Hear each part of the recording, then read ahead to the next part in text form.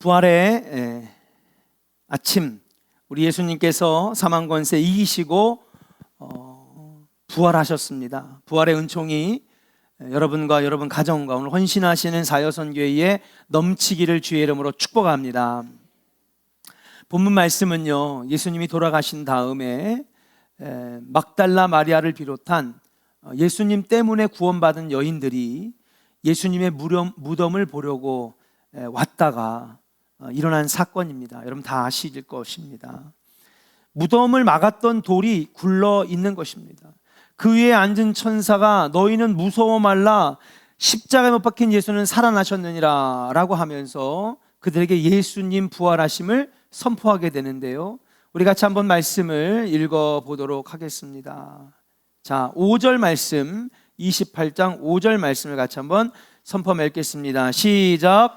천사가 여자들에게 말하여 이르되 너희는 무서워하지 말라, 십자가에 못 박히신 예수를 너희가 찾는 줄을 내가 아노라. 6절도 읽겠습니다. 시작. 그가 여기 계시지 않고 그가 말씀하시던 대로 살아나셨느니라. 와서 그가 누우셨던 곳을 보라. 아멘. 예수님이 다시 살아나셨음을 선포하셨어요. 부활을 선포했습니다. 그러면서 이 여인들에게 가장 먼저 한 것이 무엇이냐 하면, 자 봐라, 여기 와서 예수님이 누우셨던 이 장소를 한번 봐라. 오늘 말씀의 제목이 뭐냐? 누우셨던 곳을 보라 이거예요. 한번 따라 합시다. 누우셨던 곳을 보라. 자, 여러분, 천사가 제일 먼저 부활을 선포한 다음에 누우셨던 곳을 보라고 한 이 말씀의 뜻이 무엇이냐? 저는 오늘 이 말씀의 뜻을 해석해 나가면서 여러분, 오늘 사여선교회가 헌신하고 우리 온 성도가 부활의 신앙으로 결단하는 귀한 시간 되기를 주의 이름으로 축복합니다. 첫 번째 따라 합시다. 비어있는 무덤을 보라. 비어있는 무덤을 봐라. 자, 여기 와서 주님이 누우셨던 것을 봐라.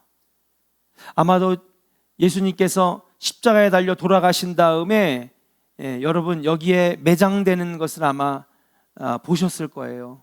이 여인들뿐만 아니라 수많은 사람들이 여러분 봤을 것입니다. 딱 보니까 여러분 이 큰 돌이 굴러져 있고 거기 보니까 무덤이 있는데 어떤 무덤이에요? 빈 무덤인 거죠. 빈 무덤을 보라는 것입니다. 무엇을 보라는 것입니까? 빈 무덤을 보라는 거예요. 일반적으로 3대 성인을 예수, 공자, 석가라고 일컫습니다. 마호멧이 들어가지 않는 것은 성인이라고 볼 수는 없기 때문에 그렇습니다. 아무튼 공자와 석가는 수완이 다 되어 죽어 공자는 중국의 사천성에 묻혔고 석가는 인도의 부다가야에 매장이 되었습니다. 그런데 예수님께서는 다시 살아나심으로 자신이 누웠던 무덤을 빈 무덤으로 만들어 놓으셨다는 거예요.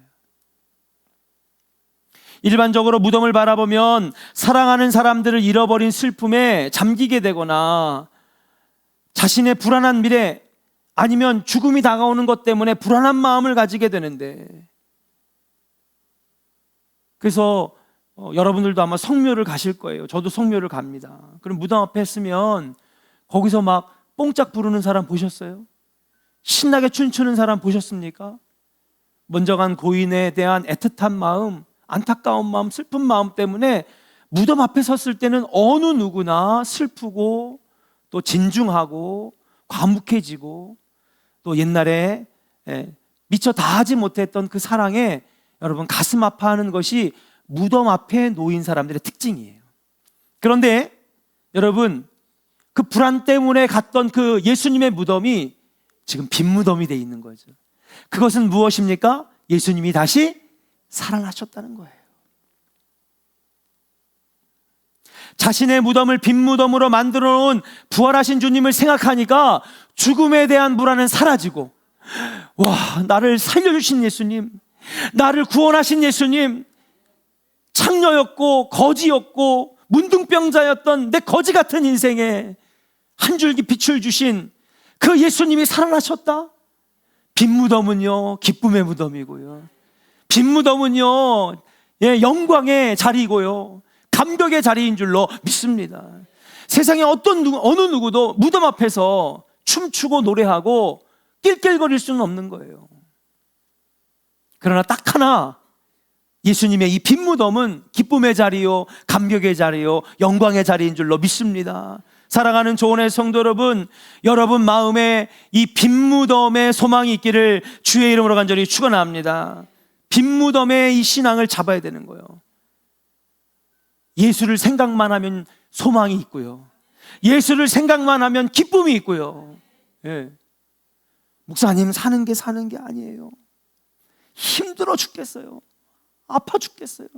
뭘 그렇게 죽고 싶은 게 많은 건지. 그죠? 이제 그런 말 안 하기로 해요. 아멘입니까? 너무 기뻐서 살겠어요. 배고파서 살겠어요. 짜증나서 살겠어요. 옆 사람에게 축복하겠습니다. 죽겠단 말 하지 말고 살겠단 말 합시다. 할렐루야. 부활신앙을 가진 사람들, 빈 무덤의 소망을 가진 사람들은 자꾸 살겠다는 말을 해야 돼요. 부활신앙의 시작은 어디서부터냐? 빈 무덤을 보는 데서부터 시작되는 거예요. 예, 세상을 바라보니까 너무 절망해요. 아, 예수님 사라지셨네. 안타깝게 33살에 돌아가셨네. 나는 다시 창녀의 삶으로, 나는 다시 거지의 삶으로, 나는 다시 문둥병자의 삶으로, 난 그렇게 또 천대받고 그렇게 업신여김을 받는 비참한 인생으로 돌아가느나, 그렇게 침통한 마음에 있는데 빈 무덤을 봤어요. 얼마나 기쁘겠습니까? 부활신앙, 기독교 신앙은 빈 무덤을 보는 데서부터 시작되는 거예요. 부활의 기쁨과 소망을 회복하면서 빈 무덤을 보는 신앙 되시기를 주의 이름으로 간절히 축원합니다. 특별히 우리 사여선교회, 빈 무덤 바라보세요. 아멘입니까? 세상 바라보면요 절망이지만 빈 무덤을 바라보면 소망이에요. 빈 무덤을 바라보니까 기쁨이에요. 70 안 넘으셨죠 아직?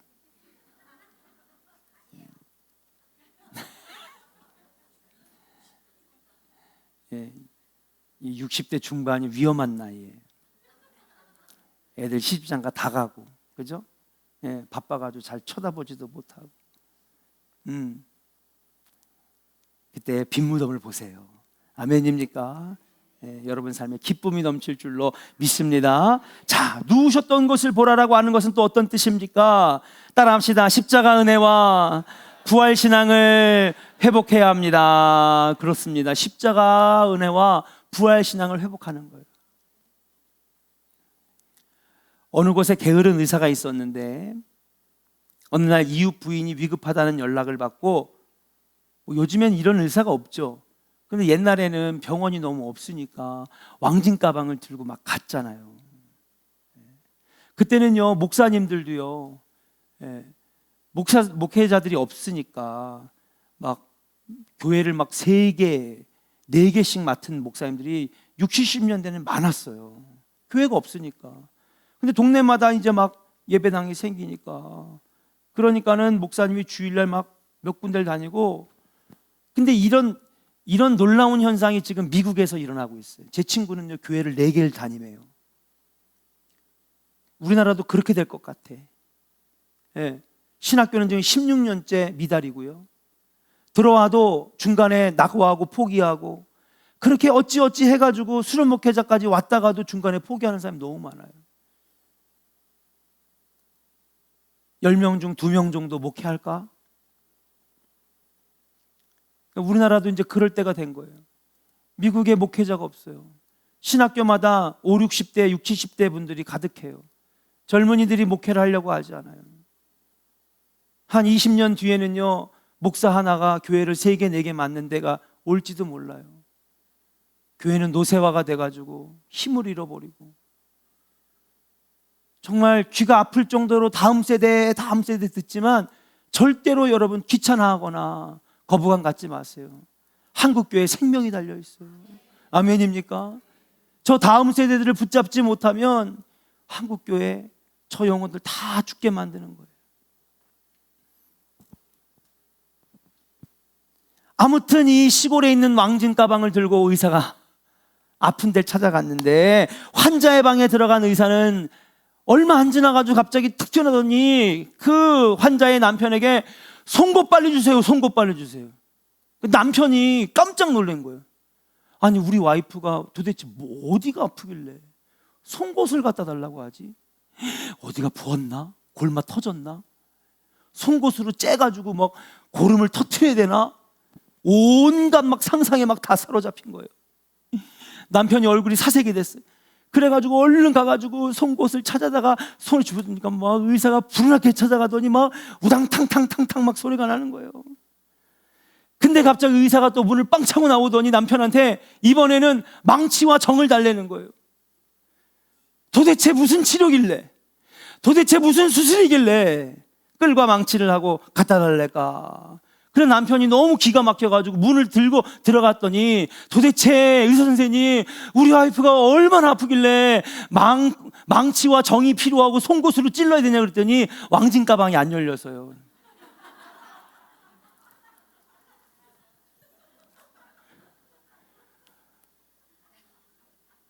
왕진 가방이 안 열려.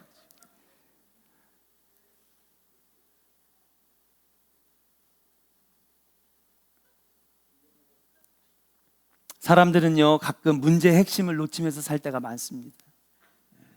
제가 안산대학에서 가르쳤던 강의가 3가지 있는데 그 중에 하나가 성공의 비결이라고 하는 강의를 했던 기억이 나요. 비즈니스에 대해서 설명을 하는 것인데 스타벅스가 어떻게 성공했냐, 맥도날드가 어떻게 성공했느냐, 또 월마트가 어떻게 성공했느냐, 페이스북이 어떻게 성공하느냐, 이런 것들을 가리키는 대학교 3, 4학년 때 가리키는 거였는데 그 중에 제일 중요한 게 강조했던 게 우선순위였어요. 우선순위. 살아가면서 많은 사람들이 우선순위를 잘 못 정하고 사는 게 많아요. 그래서 별로 안 중요한 데는 너무 애를 쓰고 너무 중요한 건 간과하면서 살다가 인생을 낭비하고 허비하는 것이 많다는 것이죠. 우선순위만 잘 정해도 성공할 수 있다는 것입니다. 신앙생활도 마찬가지입니다. 신앙생활에도 우선순위가 있는 거예요. 신앙에도 우선적인 신앙이 있는 거예요. 저는 이번에 하나님의 구원 경영이 저에게 너무 은혜가 됐던 게 뭐냐 하면 신앙 중에서도 핵심적인 신앙을 건드리는 거잖아요. 아멘입니까? 우리 신앙생활 중에서 가장 중요한 거, 그렇죠. 여러 가지 우리가 해야 될 게 너무나 많아요. 전도도 하고 선교도 하고 봉사도 하고 구제도 하고 예배도 하고 찬양도 하고 성가대도 잘해야 되고 중창단도 잘해야 되고. 그러나 여러분, 우리가 예수를 믿는 이유는 무엇입니까? 구원받기 위하여. 십자가의 보혈로 덮여지지 않으면, 십자가의 보혈로 우리가 죄를 씻어내지 못하면 우리는 구원받을 수 없잖아요. 거듭남과 중생의 역사가 없으면 어떻게 하나님 나라에 들어갑니까? 그런 면에 있어서 출애굽기 강해는 여러분 구원의 문제를, 하나님이 어떻게 우리를 구원하시는지를 여러분 집중적으로 다루는 말씀이었기 때문에 사실 제가 너무나 했던 건데도 불구하고 벌써 이게 3번째인데 저에게만 3번째인데도 더 큰 은혜가 되더라고요. 사랑하는 여러분, 기독교 신앙은 십자가 신앙과 부활 신앙의 핵심입니다. 죽었다가 살아나신 거예요. 이스라엘 백성들도 다 애굽의 노예로, 죄의 노예로 죽을 수밖에 없었고 6월절 날 밤에 죽을 수밖에 없었는데 어린 양의 피로 다시 살아났잖아요. 기독교는 죽었다가 다시 살아나는 거예요. 기독교는요, 나를 부인하고 나의 십자가를 지고 나를 내려놓고 나를 죽인 다음에 다시 하나님의 자녀로 살아나는 신앙이 기독교 신앙인 줄로 믿습니다. 근데 오늘날 많은 교회들이 십자가를 없애고 십자가를 강조하지 않고 천국과 지옥에 대해서 언급하지 않아요. 미국 감리교 선교사와 미 연합감리교회 재정지원으로 세워진 연세대학교 채플에 여러분 십자가가 끌어내려졌습니다. 교회마다 인본주의적인 설교로 가득합니다. 예수 믿으면 마음이 평안해집니다. 예수 믿으면은 여러분 우리가 말과 행동이 달라집니다. 인본주의적인 설교만 가득합니다. 예수 믿으면 행복합니다. 틀린 말은 아니지만은 여러분 그 설교에는 십자가가 없고 보혈의 피가 없고 부활이 없고 천국이 없고 지옥이 없는 설교들이 얼마나 많습니까? 사랑하는 조원의 성도들, 우리 조원교회는 십자가 신앙, 부활 신앙으로 무장하시기를 주의 이름으로 간절히 축원합니다. 무엇이든지 가장 중요한 걸 놓치면, 핵심을 놓치면 겉에만 돌다가 끝나는 거예요. 우리 신앙생에서 가장 중요한 건 십자가의 피 흘리심으로 죄사함 받고 다시 사신 예수님 때문에 여러분, 내가 다시 영원히 하느님 나라에서 영생복락을 누린다라고 하는 이 부활의 신앙, 이것을 회복할 때에 여러분 놀라운 능력 있는 신앙생활로 바뀌어질 줄로 믿습니다. 한번 따라합시다. 십자가 신앙, 보혈 신앙, 부활 신앙 회복하겠습니다. 할렐루야. 보혈의 능력으로 여러분 가정을 덮으시고, 십자가의 능력이 여러분 자녀들을 덮고, 부활 소망으로 천국 바라보면서 시련이 오고 넘어지고 쓰라리는 아픔들이 있어도 끝까지 인내하시며 승리하는 우리 조은의 성도들 되기를 주의 이름으로 간절히 축원합니다. 마지막 세 번째, 누우셨던 곳을 보라의 뜻은 무엇입니까? 갈릴리로 가야 하는 사명을 봐야 된다는 거예요. 자, 무덤을 봤더니 누가 안 계셔? 예수님이 안 계셔요. 그럼 예수님이 안 계시다라고 하는 것을 뭐 해야 될까요? 자기들만 알고 있어야 될까요? 아니죠. 누구에게 알려야 돼요? 제자들에게 빨리 알려야 될 거 아니에요. 근데 지금 제자들이 어디가 있는지 아십니까? 여러분, 제자들이 원래 다 어디서 불려졌어요? 갈릴리에서 불려요. 성지순례 가신 분들 다 아시죠? 예루살렘에서 제자를 부른 적이 없어요, 예수님은. 근데 예수님은 예루살렘에 돌아가셨잖아요. 그러니까 제자들은 원래 어디로 갔을까? 지들 살던 데로 간 거예요. 갔더니 가버나움하고 갈릴리하고 거기 있는 거죠, 뭐. 가서 뭐 하겠습니까? 원래 했던 대로 고기 잡고, 원래 했던 대로 세리하고, 예. 원래 자기들이 살던 고향으로 돌아간 거예요. 근데 이 여인들이 먼저 빈무덤을 봤으니 이들에게 미션이 주어졌어요. 사명이 생겼어. 그 사명이 뭡니까? 갈릴리로 도망가고 뿔뿔이 흩어진 제자들에게 예수님 살아나심을 알리는 사명이 생긴 거예요. 말씀을 같이 한번 읽어보겠습니다. 자, 9절 10절 같이 한번 읽어볼까요? 시작. 예수께서 그들을 만나 이르시되 평안하냐 하시거늘 여자들이 나아가 그 발을 붙잡고 경배하니, 이에 예수께서 이르시되 무서워하지 말라.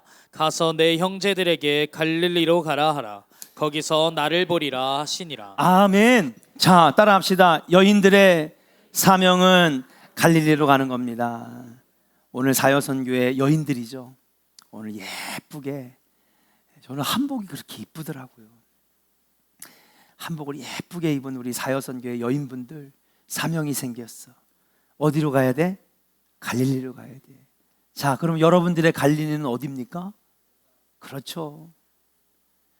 주님을 한때는 따랐는데, 그렇잖아요. 주님을 한때 따랐는데, 예. 신앙생활하면서 낙심하고 시리에 빠지고, 예수 믿어보니까 예수 없어. 교회 다니면 뭐 다 잘 될 줄 알았는데 힘들고 어려운 일 뿐이었어. 예수를 버리고 갈릴리로 간 사람들이 바로 여러분들의 새로운 사명이라고 하는 사실이에요. 사여선교뿐이겠습니까? 한번 따라합시다. 나의 사명은, 이게 나처럼 하면 좋죠. 저처럼 하면 좋잖아요. 자, 이게 두들기면서 나의 사명은 갈릴리로 가는 것입니다. 아멘. 여러분들은 빈무덤을 본 사람들이에요. 오늘 부활을 선포하고 찬양한 사람들이에요. 빈무덤을 봤다는 이제 뭐 해야 되느냐? 갈릴리로 가는 거예요. 우리의 사명은 갈릴리로 가는 거예요. 여러분들의 갈릴리는 무엇입니까? 예수님께서 죽은 나사로야 나와라. 그러니까 여러분, 여기에 죽은 사람들은 다 뭐예요? 우리도 한국도 이렇게 시신들을 염을 배로 이렇게 감싸가지고 온몸을 묶잖아요.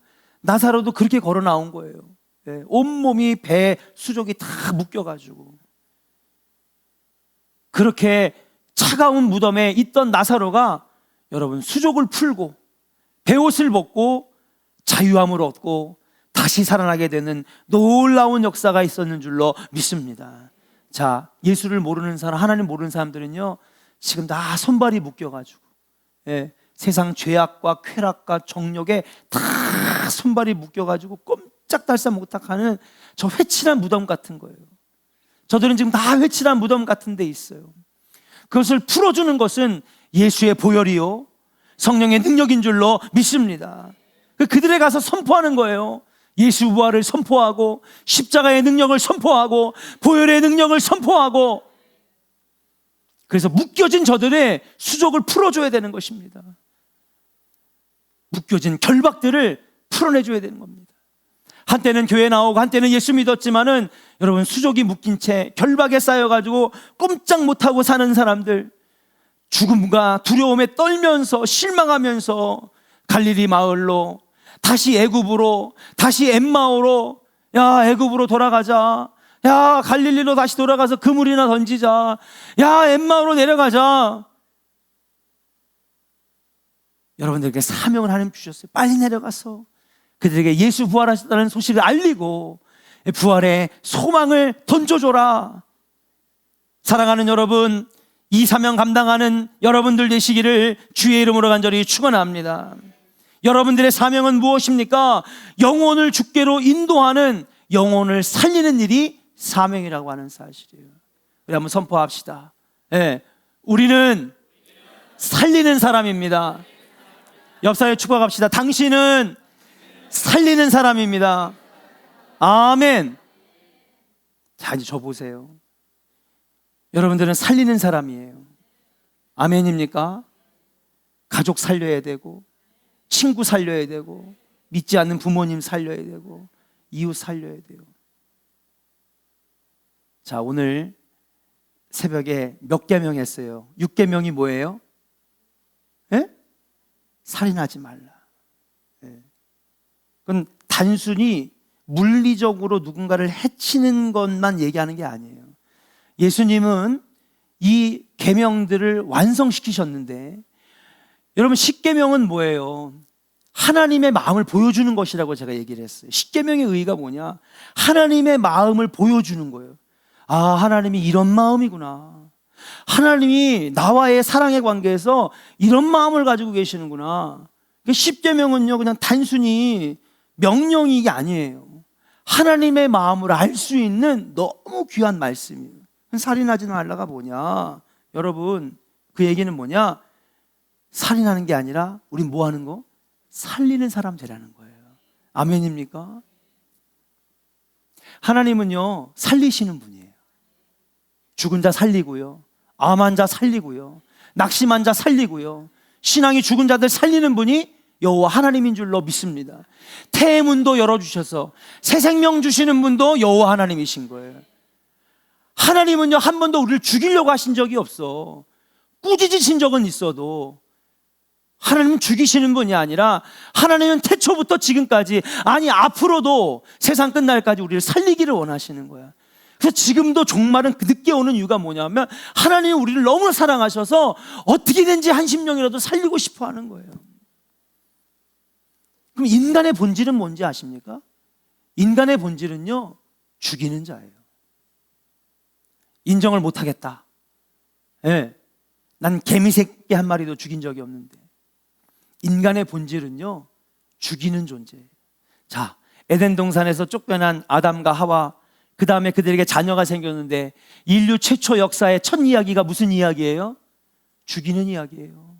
가인이 누구를 죽였어요? 아벨을 죽였어요. 인류 최초의 이야기는 사람을 죽이는 데서부터 시작하는 거예요. 하나님은 살리시는 분인데 인류는 죽이는 거예요. 그래서 사람을 죽이고 가정을 파괴하고 자연을 파괴하고 세상을 파괴하고, 전쟁이 지금까지 인류 역사상 끊어진 적이 한 번도 없었어요.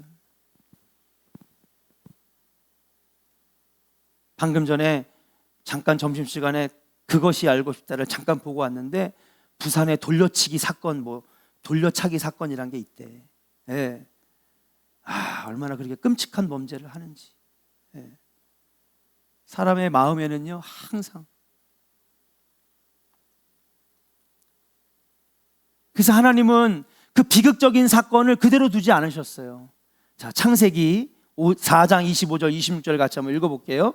창세기 4장 같이 읽겠습니다. 시작. 아담이 다시 자기 아내와 동침함에 그가 아들을 낳아 그의 이름을 셋이라 하였으니 이는 하나님이 내게 가인이 죽인 아벨 대신에 다른 씨를 주셨다 함이며 셋도 아들을 낳고 그의 아들을 에노스라 하였으며 그때 사람들이 비로소 여호와의 이름을 불렀더라. 아멘. 자, 가인과 아벨 이후에 여러분, 아벨이 죽어서 자식은 하나밖에 안 남은 거예요. 그런데 여러분, 또 아담과 하와 사이에 자녀를 하나 낳았어요. 누구 대신에?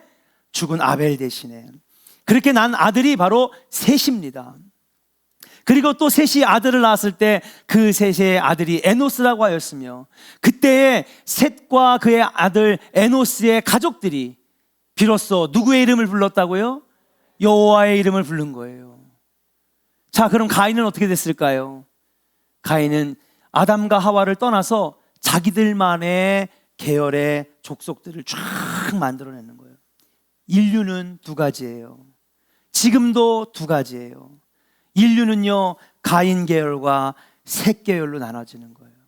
가인 계열은 어떤 계열이냐? 여러분, 그래서 창세기엔 그렇게 족보가 많은 거예요. 왜 이렇게 족보가 많을까? 궁금하지 않았어요? 이걸 알려주기 위해서 그런 거예요. 가인의 족보는 이러한데, 그 사람들이 바벨탑도 쌓았고, 그 사람들이 동성애를 해서 노아의 방주 사건이 일어났고, 그들이 타락해서 소돔과 고모라를 만들었고, 세상에는 가인 계열이 있고, 또 한편으로는 여호와의 이름을 부르며 찬양하는 셋 계열의 사람이 있는 거예요.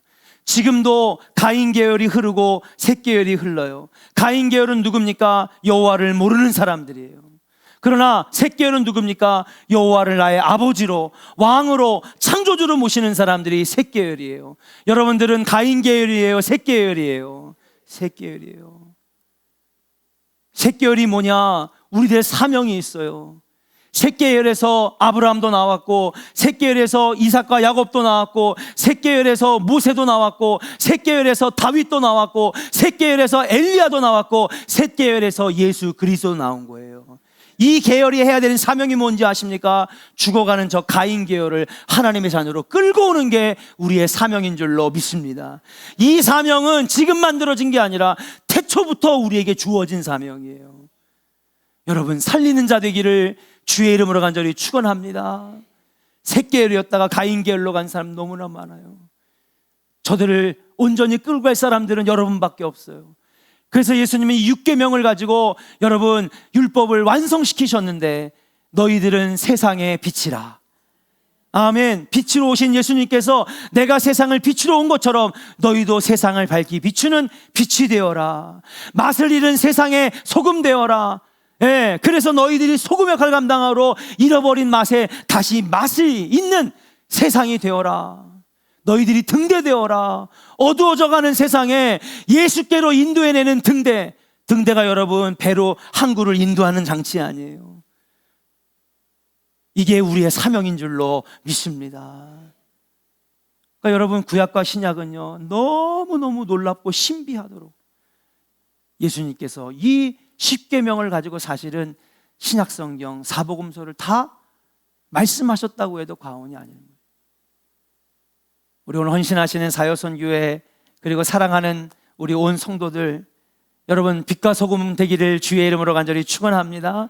이제 여러분 예수 부활, 소망, 십자가의 능력으로 밖에 나가서 많은 죽어져가는 가인 계열의 사람들을 다시 셋 계열로 끌고 올 수 있는, 갈릴리로 가서 그들을 인도해내는 여러분 능력의 사명자들이 되기를 소망하면서 영혼 살리는 일에 앞장서게 해달라고 여러분 함께 찬양하고 통성으로 같이 기도하도록 하겠습니다.